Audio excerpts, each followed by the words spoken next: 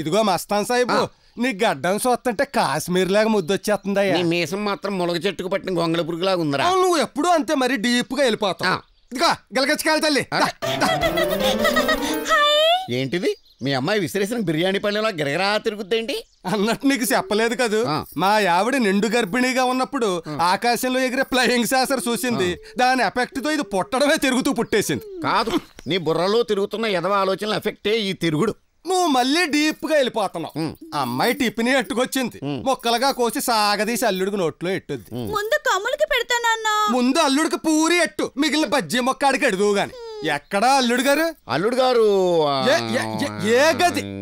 ఈ గదిలో. అయ్యో బాబు, ఏంటి అల్లుడు గారు ఈ గదిలో ఉన్నాడా? ఇదిగో గెలగచ్చుకెళ్తాలి. లోపలికి వెళ్ళి అల్లుడు గారు ఏది అడిగినా కాదనకుండా ఎట్టే ఎల్లు. చెవులో ఏదో అడుగుతున్నాడు అన్నా.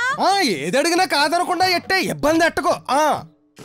ఫ్యామిలీ డాక్టర్ని చూశాను, ఫ్యామిలీ లాయర్ని చూశాను, ఫ్యామిలీ బ్రోకర్ని ఇక్కడే చూస్తున్నాను. పిచ్చోడా, చిత్రంగా మాట్లాడకు. దీని వెనకాల చక్రం ఉంది. లోపలకు చక్రాన్ని పంపావు కదా, ఇంకో చక్రం ఏంట్రా? చూస్తావుగా తిప్పుతాను.